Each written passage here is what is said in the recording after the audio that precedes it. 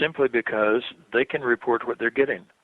Doesn't make them more psychic. It just means that whatever they get, they have a word for, and so they can tell somebody about it. Makes sense. In our training, we have vocabulary practice. We have the students look at a picture and start describing it. If you can't describe it, if you're directly looking at it, then how are we going to send your mind halfway around the world and have you describe accurately what's there? And so a lot of this is tied up in vocabulary. The lack of imagination, one of the things we found is that an artist, a poet, a writer, such as that, winds up being much, much more creative and imaginative as they learn the controlled remote viewing. We have also found that people who are not artistic and not, have never had a painting that looked like anything but, hen scratch, all of a sudden can start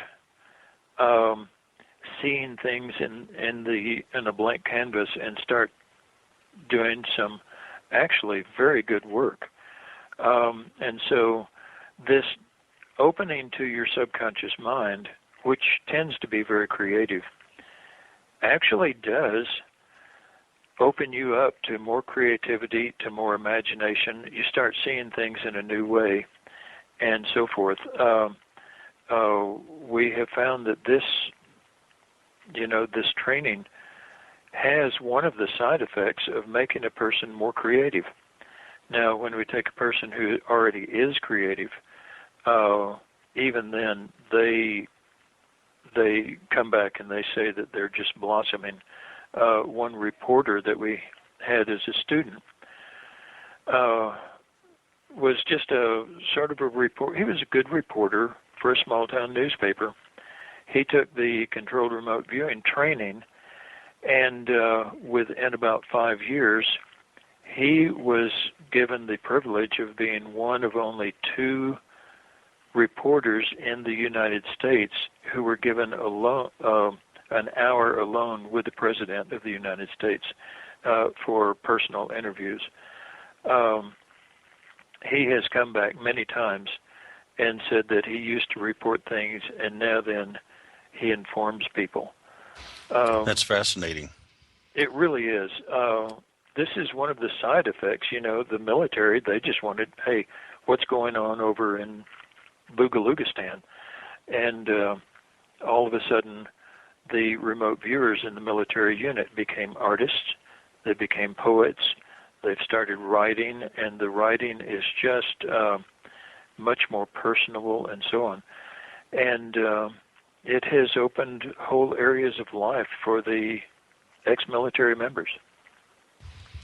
Okay. Well, thank you. It's very interesting to me because I'm certainly no artist. I can move words around on paper, but maybe there is hope, so I'll keep plugging away.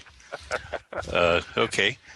I have another question from forum member Lenny, who wants to know what, if any, you think the karmic repercussions of remote viewing might be for both the remote viewer and what is being remote viewed, since by observing the field, we can influence events. What karmic implications are there on the influence on another person's mind? This is, again, a fairly complex question, or a simple question with a very complex answer. The karmic repercussions, I'm not sure. I think I would have to die first and come back and find out.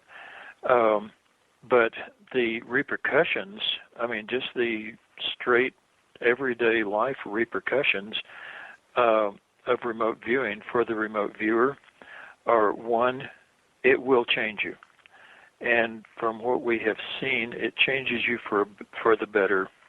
It gives you, like Jesus said, life more abundant, because it gives you a mind more abundant. As far as the change on the people being viewed or what is being viewed, actually, if not people. One of the things that the database has shown us is that you really cannot view something without in some small way affecting it. Now, there are obviously quantum effect. Oh, yeah. There's obvious implication to that, and that implication has been developed into what's been called remote influencing. Now, remote influencing is not remote control. It's sort of like remote persuasion. And we have found, we now teach a medical applications course, we have now found that it is possible to remote view a person to the point where you can actually sort of carry on a dialogue with your subconscious can carry on a dialogue with their subconscious, and in the process you can persuade that person to start healing themselves. And wow. we have found some very powerful things. Obviously you can also persuade that person to hurt themselves, but in my classes I always teach what goes around comes around. You start hurting other people, you're hurting yourself as well. But we have found that the remote influencing is actually very beneficial to helping other people heal themselves physically, mentally, morally, spiritually, and so on. It takes a lot of work, and it takes a very highly trained and highly skilled CRVer to do the work. But watching it happen is just, for me, is, I think, one of the culminations of everything that's developed so far. Sure. As far as observing the field, this will go a little long here, but we have an analogy called the bug on the pond of time. Let's say you're a bug on the pond of time, and far across the pond you see another bug sitting there beside a rock. And you think, oh, I want that bug for a meal, okay? And so you go skimming across the pond of time, and as you do, you set up a wake in front of you. The wake can scare that other bug away. And so when you get there, that bug's not there. Does that mean that it wasn't there when you started? No, that possible future was there. You have just changed it by acting on it. However, there are rocks in the pond of time, things that you're not going to change. And those things are things that no matter what, you're going to have to live with them. They are futures that are going to happen. One of the other analogies we use is that life is like playing chess with God. You can pull off some fancy moves, and you can pull off some really smart moves and capture a lot of his men and prolong the game as long as you want, but in the end, he wins. He always wins.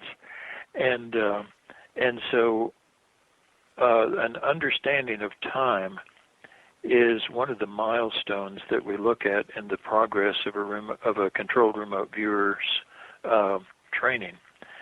And the understanding of time is very complex, but it also includes the fact that there are things you can change and there are things you're not going to change. So people say, if I turn right here instead of turning left, it changes the entire future. Well, actually, it changes things that lead up to the next rock in the pond of time. And so you may veer time off in some direction, but you're going to wind up back at the rock.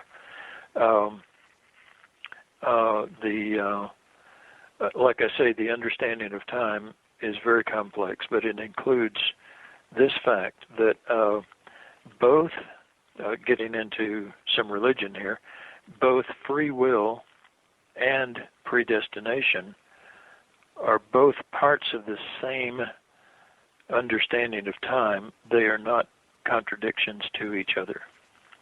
Was that confusing enough? Well, as so many of these discussions, we go off into tangents, and then those raise more questions. But it's Sure. fun. It's what makes life interesting. We were discussing the difference between hypnosis and influence. When you mentioned remote influencing, do you have a thought on differences between hypnosis and influence in your mind? No, actually, they're sort of both different types of the same thing, persuasion. You're persuading someone to do something. In the study of hypnosis, they've never proved that it is an altered state of some kind, and yet you're persuading someone to raise their arm or to do something. And, they say you can't persuade someone to do something they wouldn't normally do, that they wouldn't want to do, and yet in hypnosis you can persuade them to want to do it.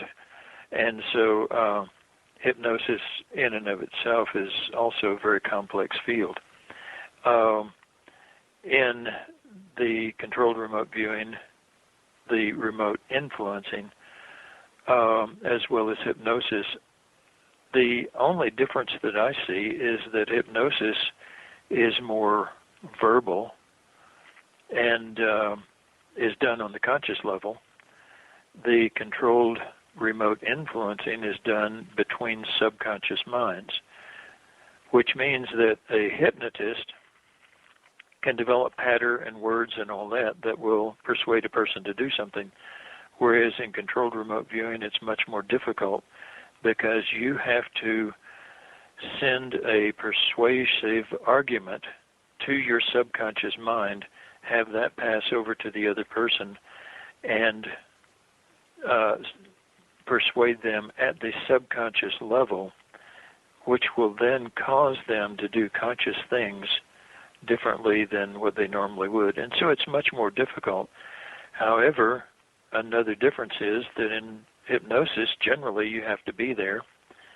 In remote influencing, you don't.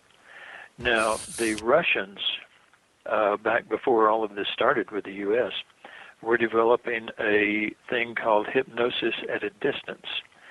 And if you remember, Carter went over to Russia, and they, of course, filmed things, and they saw in the audience, wherever he went in Russia, there was this one small group of people that were there always. Well, they figured at first these were news people or something. Come to find out, some of these were part of the hypnosis at a distance team that the Russians had in their military arsenal. And when Carter came back from Russia, from that point on through the rest of his presidential term, he was never able to make another decision. And basically, the feeling is that these people just basically destroyed his ability to lead. And this is recorded history. I mean, this isn't secret. But what are the karmic implications of that? I get back to the thing. What goes around comes around. If you're dealing with the subconscious mind, you're dealing with the collective consciousness. Some people say collective unconscious. Believe me, it's not unconscious at all. You're dealing with the collective consciousness,